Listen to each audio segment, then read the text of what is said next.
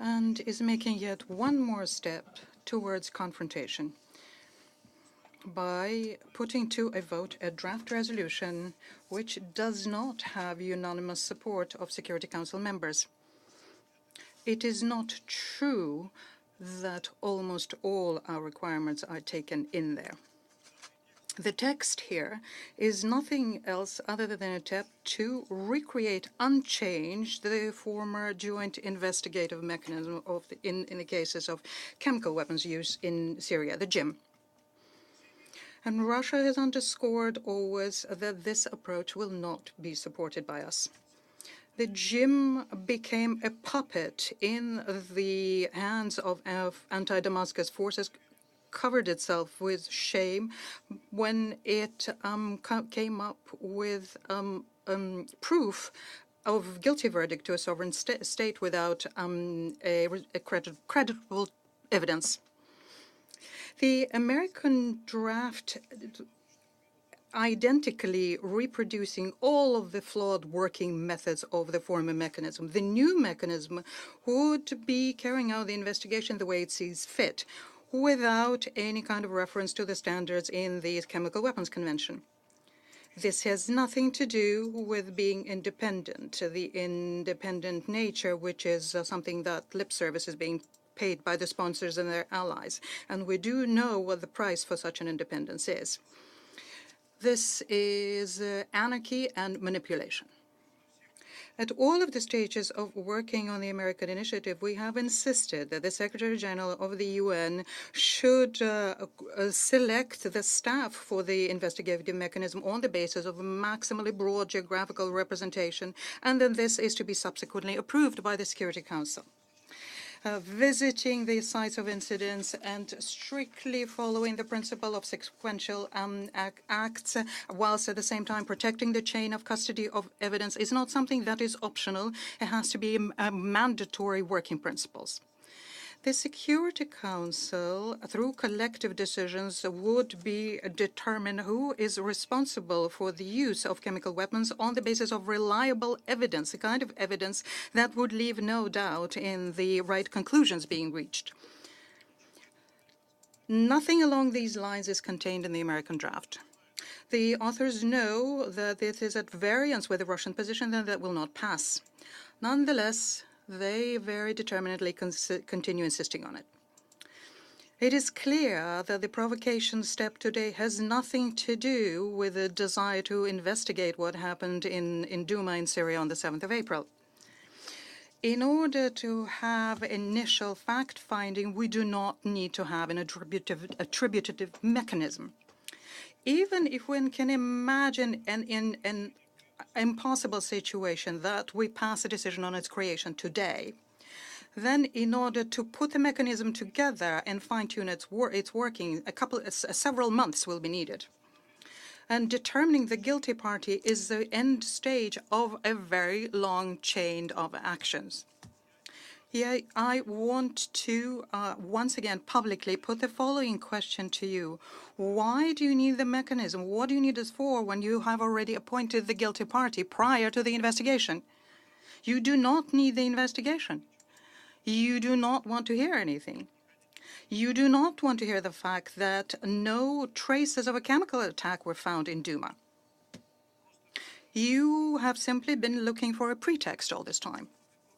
And it has been very kindly provided by the provocateurs from the White Helmets. This is something along the lines of March Madness. Exactly a year ago, in April 2017, everything followed a very similar scenario. There was a chemical provocation in Rai-Shikun, and then there was a missile strike.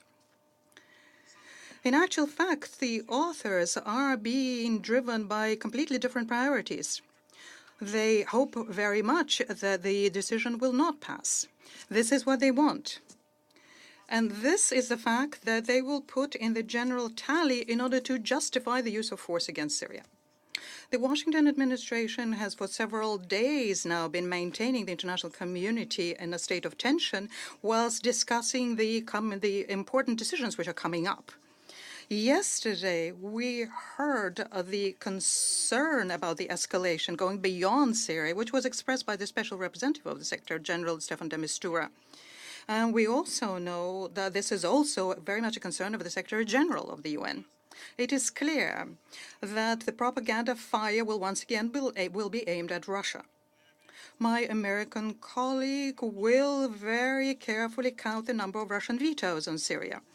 We do not exclude the possibility that he has taken upon herself the capitalist commitment to make sure that through the reckless policy of the United States, she can establish her own personal record here. We are using the veto in order to protect the international rule of law, peace, and security, to make sure that you do not drag the Security Council into your adventures. You do tell us that we are covering up for someone. We are in Syria at the invitation of the legal government in order to combat international terrorism in line with the UN Charter. Who do you cover up? You cover up the fighters and the terrorists.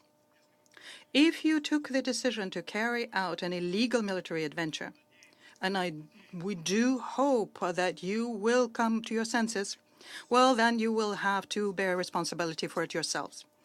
What you're trying to do is planting this resolution within the Security Council, something that has been on the shelf for a long time ago, in order to find a pretext.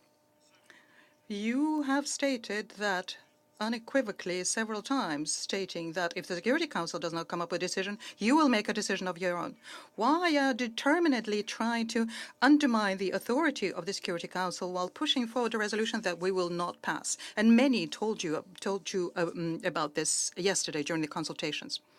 We call upon the American side to very soberly approach the confrontational potential here, come to their senses, and give up putting the draft to the vote. Russia will not be able to support the American draft. Thank you. I thank the representative of the Russian Federation for his statement.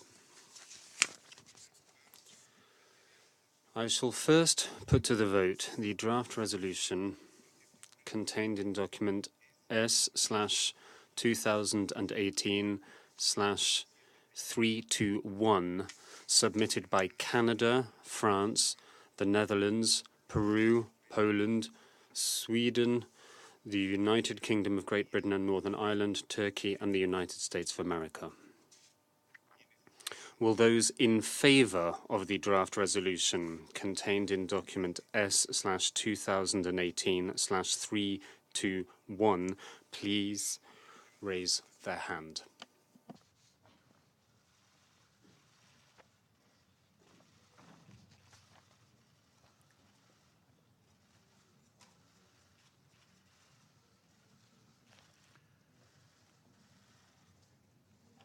En contra. Those against?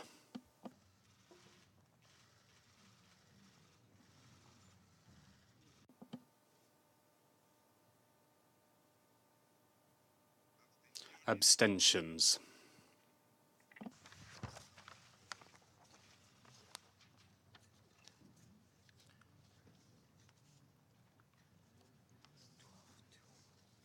El resultado. The result of the voting is as follows: 12 votes in favour, 2 votes against, 1 abstention. The draft resolution has not been adopted owing to the negative vote of a permanent member of the Council. I now give the floor to those members of the Council who wish to make statements after the vote. Doy la palabra. I give the floor to the representative of the United Kingdom. Thank you very much, Mr. President. This is a sad day for the Security Council. It's a sad day